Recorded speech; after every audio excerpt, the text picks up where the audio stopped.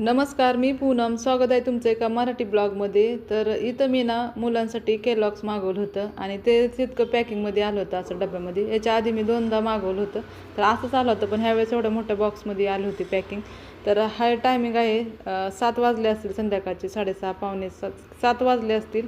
आणि त्यानंतर इथं मी दूध पण गरम करून घेतलं होतं. हे केलॉग्स आवडलं होतं मुलाला. मोठ्या मुलाला जास्त आवडलं होतं. बारका मुलगाने 2-3 वेळेस खाल्लं, परत खाल्लं नाही. मी आणि माझा मोठा मुलगाच खातो हे. तर इथं संध्याकाळसाठी दुपारीच मिस्टरांनी येताना भाजी आणली होती. तर फ्लावर, वांगी आणि शिमला मिरची असं आणलं होतं संध्याकाळसाठी भाजीमध्ये. तर आज मी संध्याकाळच्या भाजीमध्ये छान असं वांग्याची भाजी करून घेतली होती. इथं दूध पण गरम करून घेतलं होतं आणि हे असं केलॉग्स आणलं होतं. तर छान आहे बरं का. हे पहिलं मी 2दा मागवलं होतं, तर आवडल्यामुळे मी परत मागवलं. आणि तर मुलं माझे दूध चोकोस असं खात होते, त्यापेक्षा हे चांगले. ओट्स पण मिक्स आहे याच्यामध्ये, त्यामुळं ओट्स सगळंच मिक्स आहे याच्यामध्ये, त्यामुळं मी हेच आणलं आहे मुलांसाठी. कधी संध्याकाळचं भूक वगैरे लागली 6:30-7 वाजता त्यासाठी.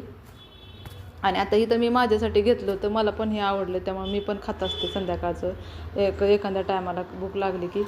तर हा वार आहे रविवारचा. इथं रविवारचं दुपारी थोडंसं काम होतं, खडकीला गेले होते. दळण वगैरे पण आणायचं होतं भाजीचं, आणि मशीनसाठी मोटर पण आणायची होती. सगळं घेऊन आले. आणि इथं मी आजचा वार आहे सोमवारचं, तर इथं मी 1 किलो रविवारी वाटाणा घेऊन आले होते. तर इथं चांगला नीट करून घेतला.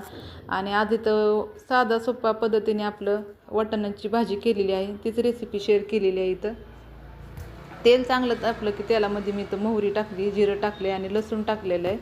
आणि जिरी मोहरी लसूण तडतडलं की इथं टाकला आहे कांदा टाकलेला आहे. इथं मी 2 कांदे मोठे कट करून घेतले होते, 2 टोमॅटो कट करून घेतले होते. आणि सगळं चांगलं एकत्र मिक्स करून घेतलं. आणि इथं कांदा लसूण मसाला, चटणी, हळद, मीठ आणि थोडासा पनीर मसाला टाकला होता. जे गरम मसाला असला तर टाकला तर चालतं, पण मी इथं पनीर मसाला टाकला होता.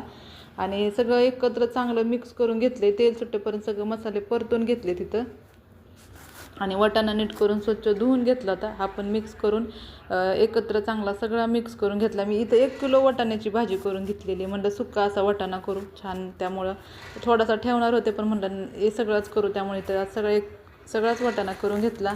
आणि कोथिंबीर बी टाकून घेतलेली. अर्धासा ग्लास पाणी टाकून छान इथं भाजी पण करून घेतलेली आहे. आणि असा छोटासा आजचा ब्लॉग केलेला आहे. रेसिपी पण साधी सोपी अशी शेअर केलेली आहे. तर ज्यांनी ब्लॉग बघितला त्यांना मनापासून धन्यवाद.